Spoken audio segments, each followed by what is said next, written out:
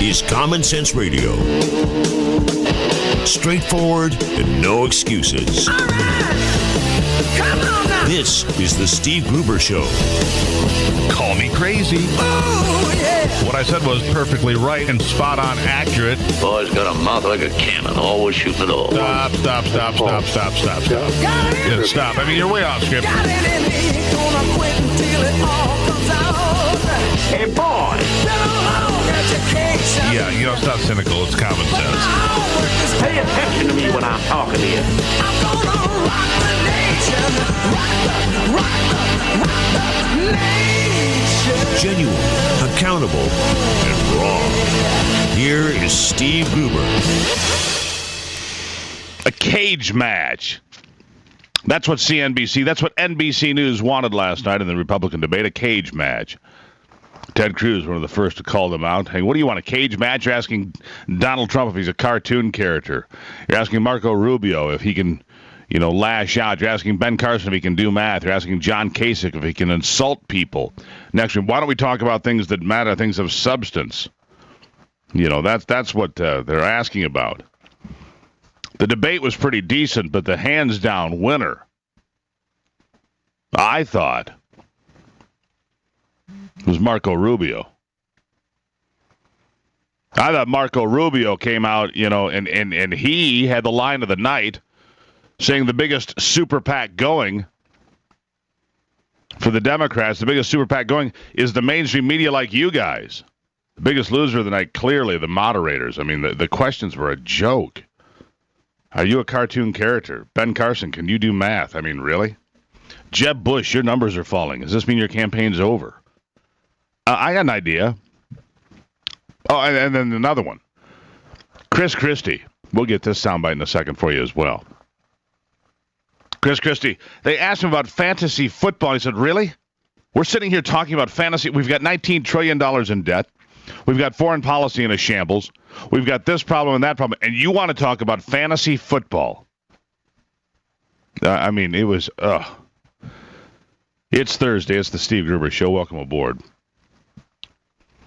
Welcome aboard. Brought to you in part by Mesa today. Good business, good schools, and great health. Mesa bringing this part of the program. And let's start with Marco Rubio. We've got a little bit of a sample of Marco Rubio at the debate last night, responding to some of the nonsense. Go. If I may just say, just a minute, Mrs. Speaker, let me follow up on this for just a moment. You had talked a little bit about Marco Rubio. I think you called him Mark Zuckerberg's personal senator because he was in favor of the H-1B. I never said that. So this was an erroneous article the whole way around? He's got another gentleman in Florida who happens to be a very nice guy, but not... My apologies. I'm sorry. Somebody's really doing some bad facts. Since I've been mentioned, can I respond? Yes, you may. Okay. The Democrats have the ultimate super PAC. It's called the mainstream media. Who every single day, and I'll tell you why. Last week, Hillary Clinton went before a committee. She admitted she had sent emails to her family saying, hey, this attack in Benghazi was caused by al-Qaeda-like elements. She spent over a week telling the families of those victims and the American people that it was because of a video. And yet the mainstream media is going around saying it was the greatest week in Hillary Clinton's campaign. It was the week she got exposed as a liar. It was the week that she got exposed as a liar in Benghazi. But she has her super PAC helping her out, the American mainstream media. Senator Rubio, thank you very much. I'd like to introduce my colleague, Rick Santelli. Stop right there. The fact of the matter is, the moderators were outmatched. These moderators, I've seen one of them before. They're not particularly well-known media personalities, but I'd seen them before. But geez, we deserve better. We deserve better in a debate. We don't need to see some sort of drag them through the mud nonsense. But I saw some good stuff. I saw some good stuff from Donald Trump. I saw some good stuff from Chris Christie. I saw some great answers from Ted Cruz, as I mentioned. Good answers from Marco Rubio. A couple of decent ones from John Kasich. Although Kasich's got to get off this whole, every answer starts with, in Ohio. Well, in our state of Ohio, well, that's great. But, let's stop. Let's be a little bit more, let's get out there a little bit. And Ben Carson, think he had a pretty decent night too. So we'll see what happens. Let's see here. We do have the Chris Christie bite. Let's go ahead. Because this was telling as to where these moderators were trying to take this debate, which was into the mud. Go.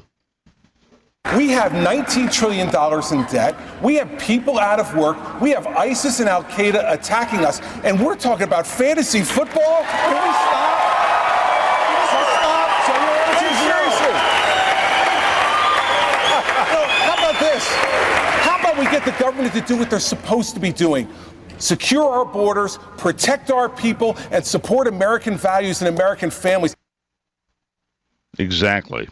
I mean, what? Just a joke. Hey, let's jump onto the hotline real quick. We got Brian cruising around in southern Michigan. Wants to make a comment on what happened last night. Brian, welcome to the program. Good morning, Steve. This just demonstrates how classy and professional the candidates acted and how, like, weasels the press acts. If they didn't act like such weasels, we would have never ended up with Barack Hussein Obama.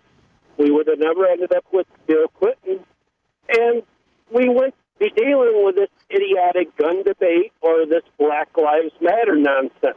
Cops would be respected in this country. But the press and the school systems, but I want to stick on the press, is primarily responsible for destroying this country. Well, there's clearly some issues here, and it was demonstrated last night over and over and over again. I mean, it was embarrassing, I thought.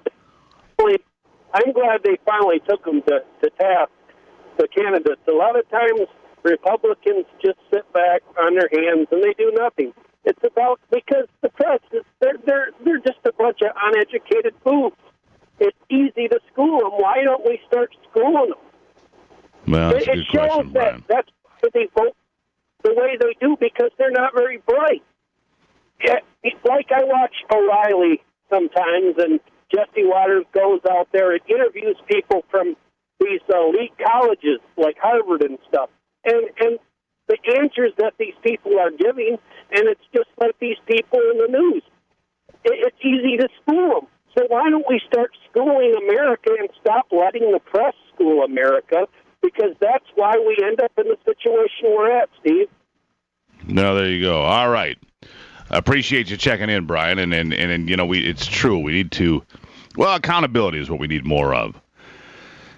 And I think that the candidates, I think you're right, the candidates demonstrate a level of professionalism, command of the subjects, and the ability to pick apart weasel questions when they come there.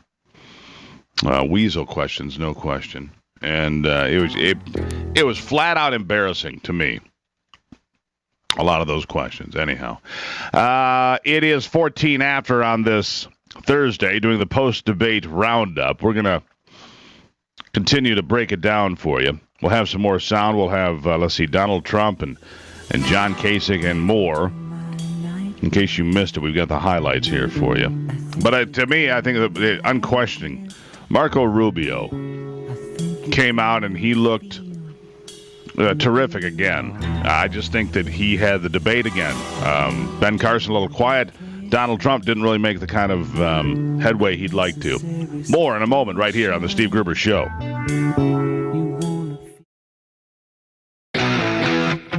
Delivering Michigan common sense with a big dose of truth and honesty.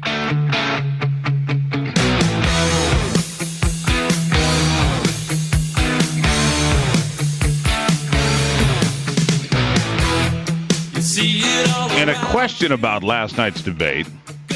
Isn't CNBC supposed to be the business arm of NBC News? Now, bear in mind, I worked for NBC News for a number of years. I worked right there and did a lot of the things you see on TV today. I was right there in the trenches for 14 years. Many of those years with NBC News. So I have a pretty good handle on what it's like inside those big newsrooms. And people tell you, well, it's the liberal news media. You have, my friends, no idea. None. I can assure you that inside those big newsrooms, it's far more left than you realize. I was marginalized, demonized, because the last newsroom I was working in for NBC News had about 100 people in it, all the reporters, anchors, producers, whatnot. I was one of three people in the room that admitted to owning firearms. And the only on-air person that admitted owning firearms, I was a pariah. Yeah, really, I was a pariah. I mean, I'm not kidding you. It's what a joke. At any rate, let's see. What else do we have from the debate from last night? We've got, here's John Kasich didn't do anything to help his case, I don't believe, but here's a little bit of something from John Kasich we pulled out that I think, he had some good comments, but not the evening. The big evening again, Marco Rubio and Dr. Carson had a good night. I think Chris Christie did okay, but here's a little bit from Kasich.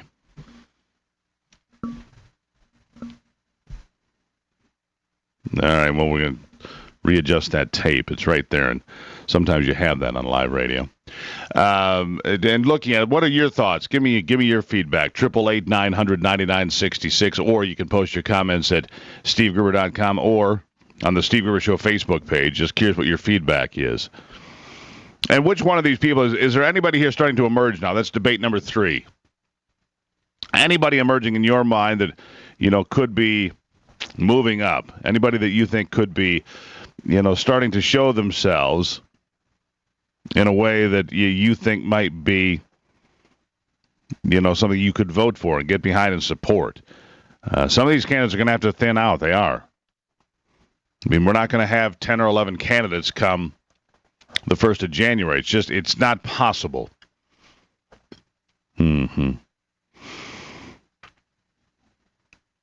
So Donald Trump, again, did he win or lose? I don't think Donald Trump did anything to reestablish himself. Another thing about the media, if you didn't see this, Trump has been in Iowa for the last couple of days leading up to the debate because he has slipped behind Ben Carson there. So he went and did something that's fairly unheard of. He went and said, listen, guys, I need your help. I need your votes. Why are you letting me down? Most people that would slip behind in the polls wouldn't admit it ever. He said, what am I doing wrong? What can I do to help you, and what can you do to help my campaign? I need you on February 1st was his message. And the mainstream media on that,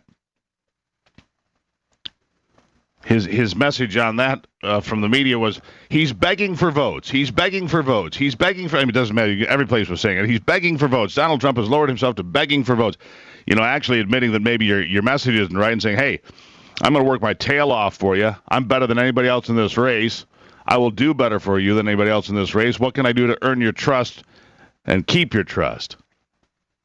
I just think it was so unheard of. The media was shocked, and so they reduced it to groveling. I'm not sure it was groveling. Anyhow, here's back to John Kasich. Here's some of that sound we were talking about. You can't do it with empty promises. These plans would put us trillions and trillions of dollars in debt. I actually have a plan. I'm the only one on the stage that has a plan that would create jobs, cut taxes, balance the budget, and can get it done because I'm realistic. You just don't make promises like this. Why don't we just give a chicken in every pot while we're coming up with these fantasy tax schemes? We'll just clean it up. Where are you going to clean it up? You have to deal with entitlements. You have to be in a position to control discretionary spending. You got to be creative and imaginative. Yeah, his problem is that too many people are saying, well, we're going to throw 12 million immigrants out. We're going to, cut to Obamacare. We're going to cut this and cut that. And he's right. He's right. Come on. Stop making promises, rhetorical promises that you can't keep. But not a big night for him. And he could be one of the folks that's on the bubble. He has a strong machine in New Hampshire. That will keep him above water for a while. But if Kasich doesn't get some good turnout and some good votes, he will be in trouble. And you've also got Jeb Bush. He has cut his staff back. He has cut his campaign back. And I don't think Jeb Bush did anything to help himself. Michigan's own Ben Carson took some time to talk about the flat tax. Let's hear just a little bit of Ben Carson is number one right now. In the USA Today Power Poll, in Iowa, elsewhere, Michigan native, here's what he had to say about the flat tax.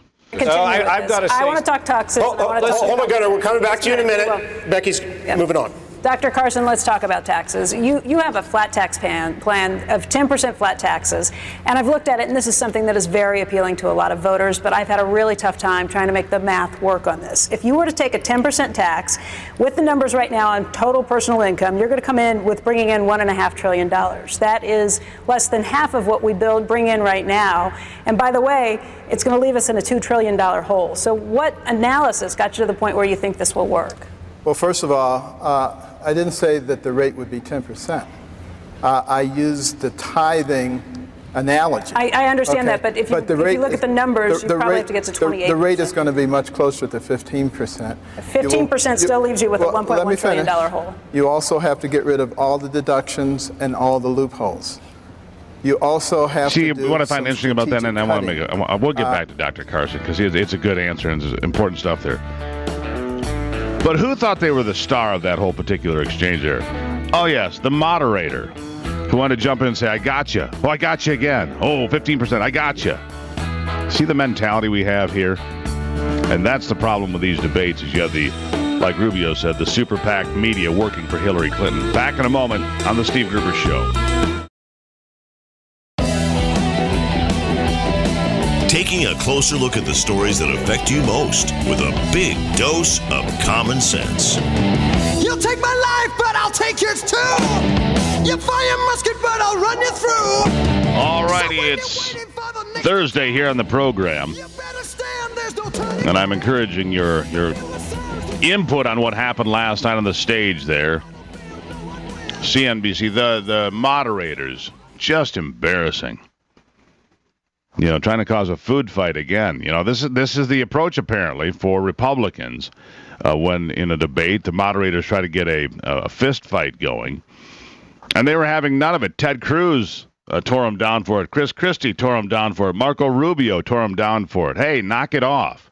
Let's talk about something that matters. We'll get more of that coming up at the top of the hour.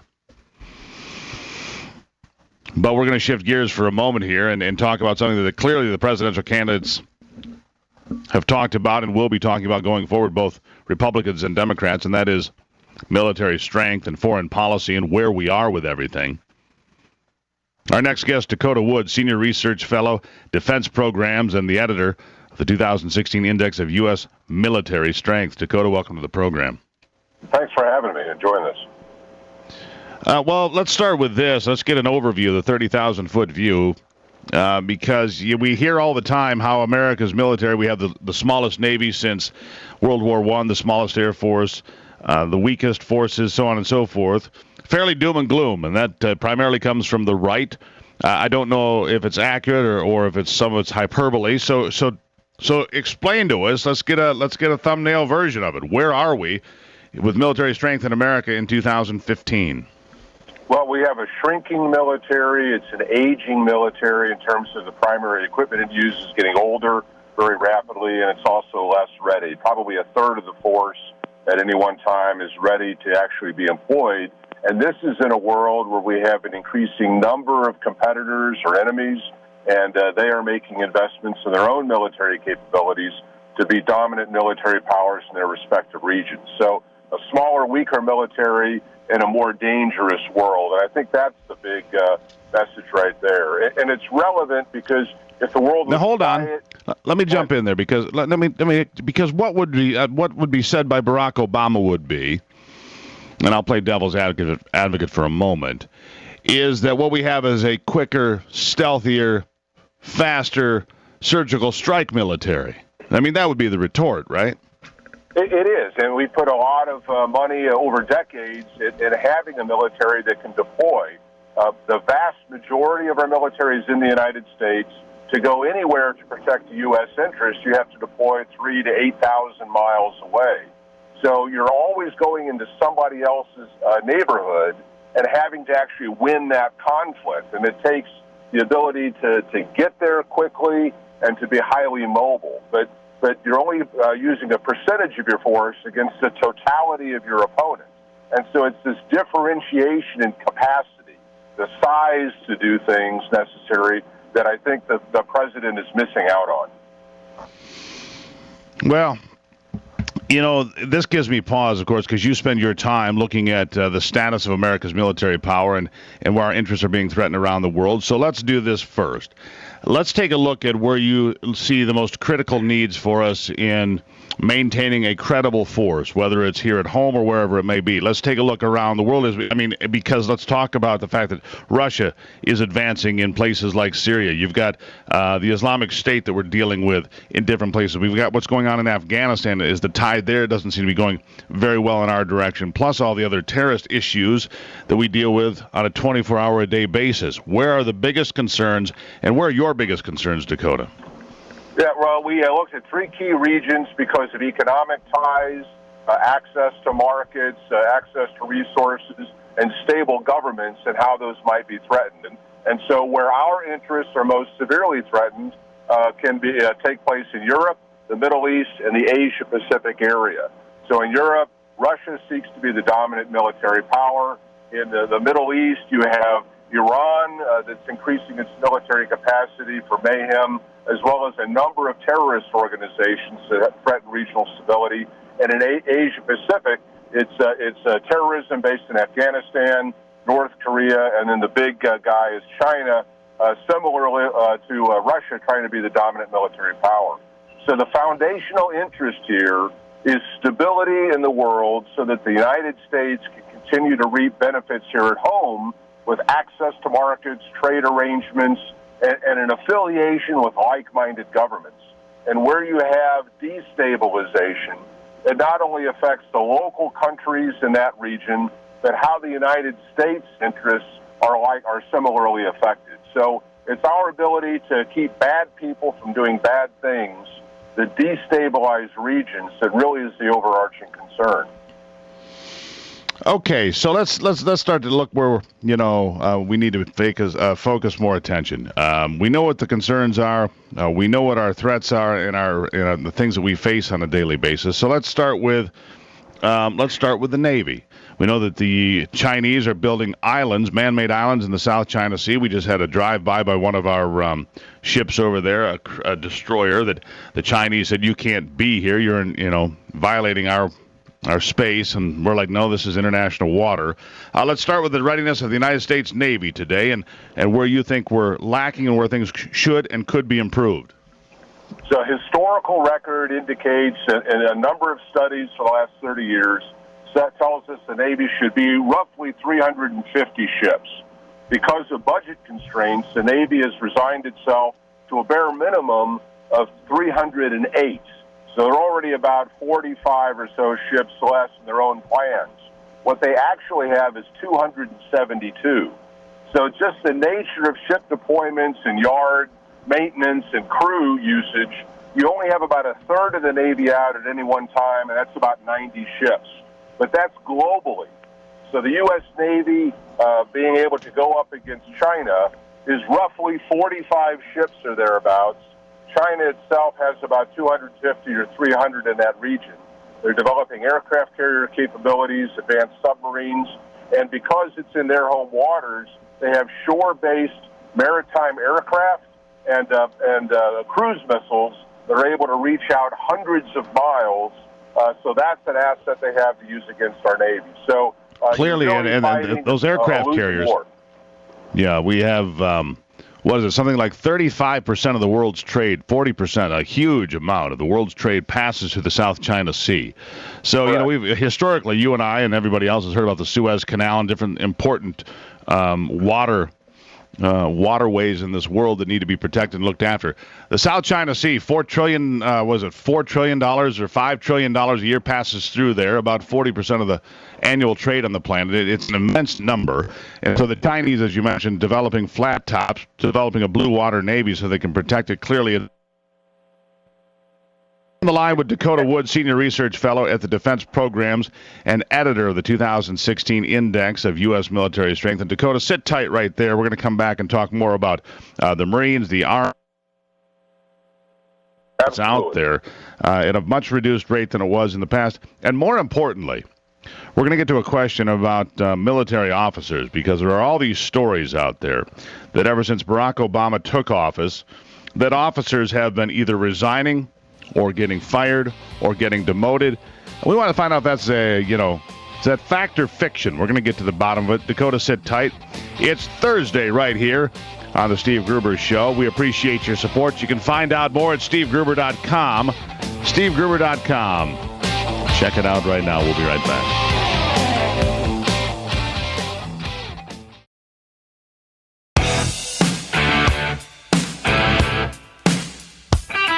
Keeping you in touch with Michigan and the world.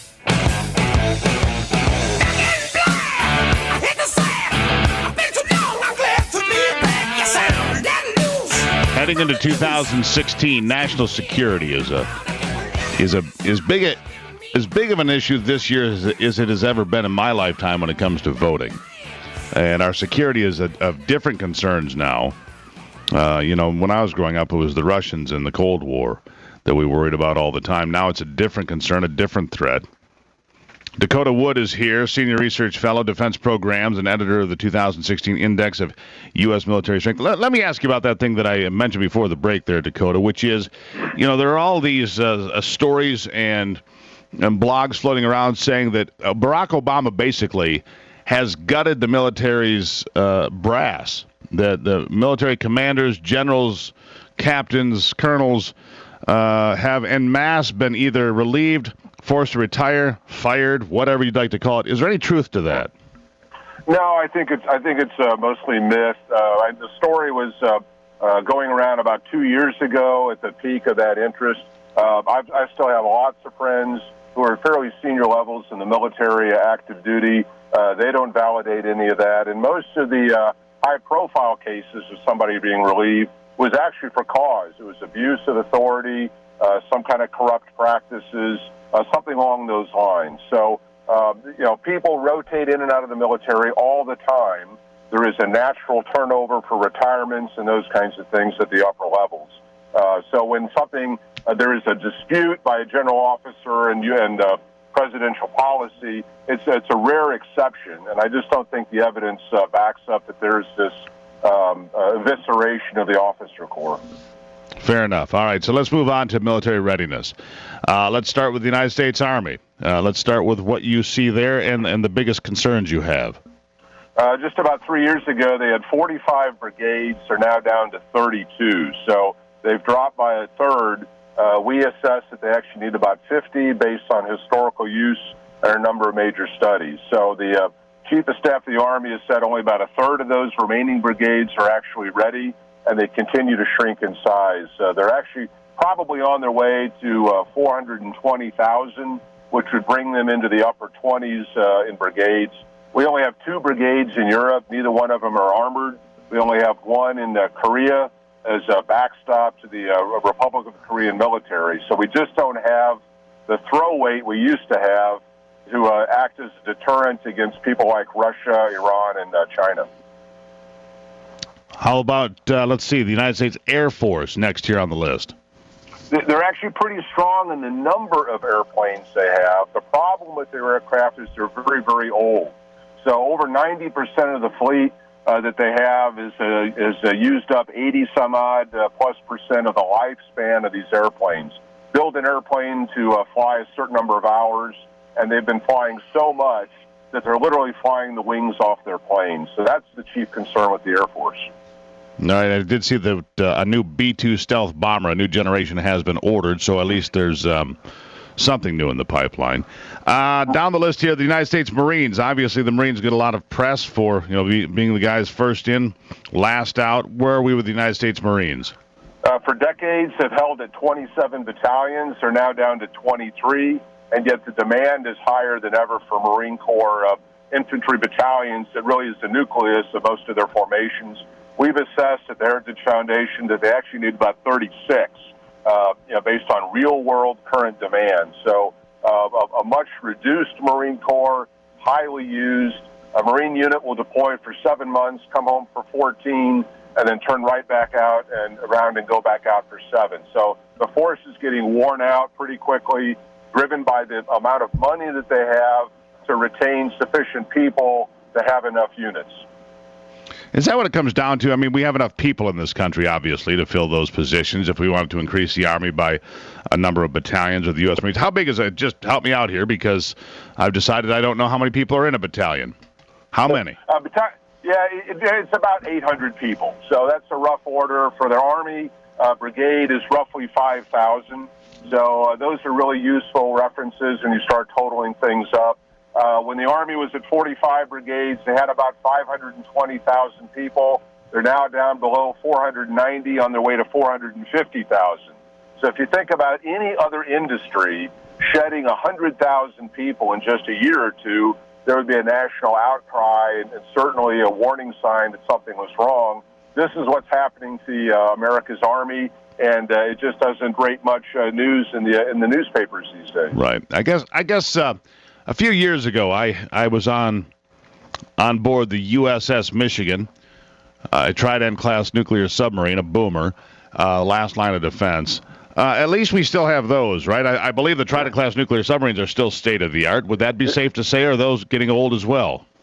The age of a submarine is driven by its reactor. So it's fueled up once, goes out for 15 or 20 years, and then comes back in to have the reactor refueled. So the submarine fleet is currently in good condition. It really is. But the Navy looks at when those need to be replaced, and the boomer replacement really needs to start coming online in about 10 years, and that's going to be a huge cost. We come back to the money issue again, and underinvestment in our military services, which accumulate problems over time.